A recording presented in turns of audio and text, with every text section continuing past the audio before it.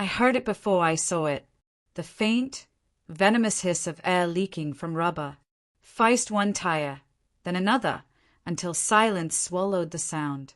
By the time I reached the front door, the damage was done.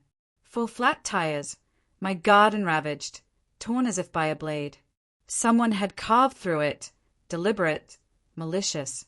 Petals lay scattered, shredded like confetti. The soil was gouged, screaming its violation. Barefoot, I stood on the cold concrete, the chill creeping into my bones. This wasn't just vandalism, it was a message, and I knew its sender. Not her, she lacked the cunning, but her husband, that hulking brute, all crude gestures and swaggering ego. She called him a real man, smirking when I'd questioned his intrusions on my land. Boys will be boys, she'd said, her voice thin with mockery, as if she still needed to win a fight long over. I retreated inside, closed the door, sat in the dark, letting the fury harden into something sharp, useful. I hadn't spoken to her since the divorce papers burned to ash in my fire pit, but he lingered, a shadow at the edges. First, it was key marks on my car's hood, then screws tucked behind tires, once a mangled bird in the mailbox, petty, childish taunts. But this was war. For flats weren't about my car, they were about dominion. He was marking his territory, like a beast claiming ground, as if I threatened his brittle empire. I confronted her once, not with heat.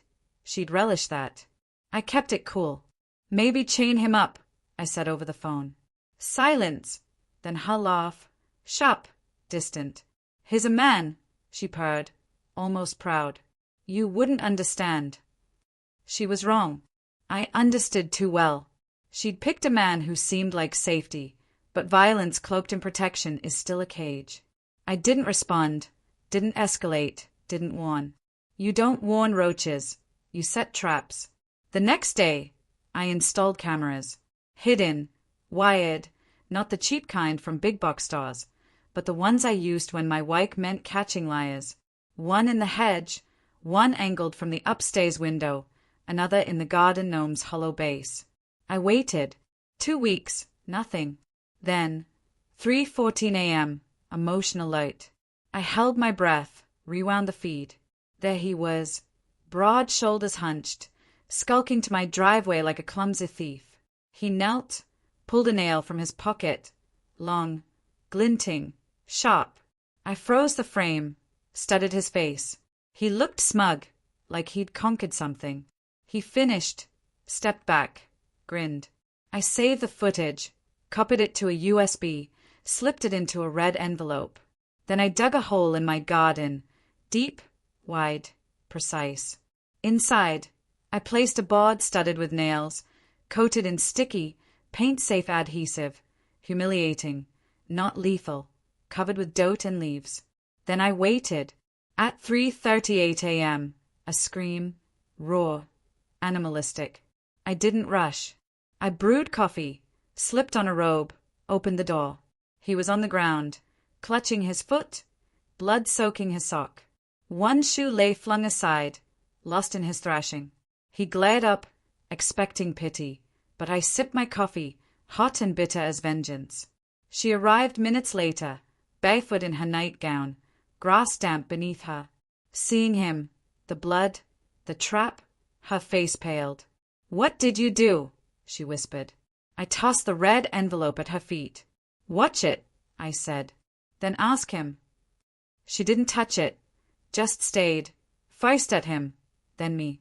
Something shattered in her eyes, not love, not regret, but the myth of control. I didn't call the police. No need. He limped to his car, trailing blood and shame. She followed, silent. I watched them leave, then filled the hole, reset the cameras. 2 days later, her text. I didn't know it was that bad. "I'm sorry." I didn't reply. A week later, another. "Are you okay?" Silence, because she'd learned I don't shout, don't brawl. I wait. I plan. I win before I act. She left him 2 weeks later. Didn't tell me, but word spreads in small towns, especially when blood marks the street. My tires stayed whole. The garden healed, quiet, orderly again. Her real man limped through the season. I don't gloat. There's no joy in it, only balance restored, a boundary redrawn. Some men fight with fists, others with silence. I needed only 4 nails and 1 truth. I wasn't the threat. I was the reckoning.